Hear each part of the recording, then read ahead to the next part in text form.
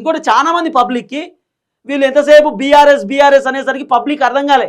ఈ బీఆర్ఎస్ ఏంది కథ ఏంది, కేసీఆర్ ఏమైనా కొత్త పార్టీ పెట్టిండా, లేకపోతే కేసీఆర్ తోటి వేరేటోళ్ళు ఎవరైనా చేతులు కలిపిర్రా, లేకపోతే కేసీఆర్ వేరే రాష్ట్రంలోకి వెళ్ళి ఏమైనా పార్టీని కొలాబరేషన్ పెట్టుకున్నా, ఏంది కథ, అసలు ఈ బీఆర్ఎస్ ఏంది, టీఆర్ఎస్ కదా ఉండాల్సింది, బీఆర్ఎస్ ఎడికి వెళ్ళి వచ్చిందని చాలా మంది జనాలు కన్ఫ్యూజ్ అయిపోయారు, అర్థం కాలే కదా. ఇప్పుడు 20-25 సంవత్సరాల నుండి ఉన్నటువంటి పార్టీ సడన్గా పేరు మారుస్తే ఎవరైనా కన్ఫ్యూజన్ అవుతారు కదా. 20 సంవత్సరాల నుండి 2003లో 2002 ఆ టైంలో 2004లో పెట్టినటువంటి పార్టీ ఇప్పుడు సడన్గా కన్ఫ్యూజన్కి గురి చేస్తే అందరు కన్ఫ్యూజ్ అవుతారు.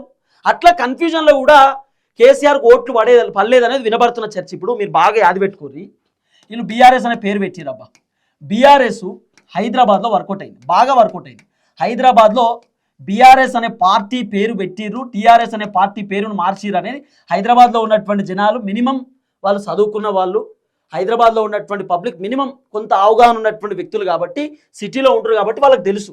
పల్లెటూర్లలో బీఆర్ఎస్ పార్టీ చిత్తుగా ఓడిపోయింది, 0-0. ఎందుకు ఓడిపోయారు? పల్లెటూరులో ఉన్నటువంటి జనాలకు బీఆర్ఎస్ అంటే ఏదో తెలియలే ఫస్ట్. ఇంకోటి బీఆర్ఎస్ పార్టీ పైన విపరీతమైనటువంటి వ్యతిరేకత ఉంటుండే. వ్యతిరేకత ఒకటి, పార్టీ పేరు ఎవరికి అర్థం కాలే. పార్టీ పేరు మార్చేసరికి ఆ కథ అంతా అర్థం కాలే. అందుకే చాలామంది కన్ఫ్యూజ్ అయ్యారట. ఇప్పుడు ఆ కన్ఫ్యూజన్ లేకుండా టీఆర్ఎస్ పెడితే బాగుంటుంది అనేది కేటీఆర్ వర్షన్. అందుకే ఇప్పుడు మళ్ళీ బీఆర్ఎస్ టు టీఆర్ఎస్ కేసీఆర్ సంచలన నిర్ణయం తీసుకోబోతున్నాడట. మళ్ళీ తెలంగాణలో టీఆర్ఎస్ పార్టీ రాబోతున్నది.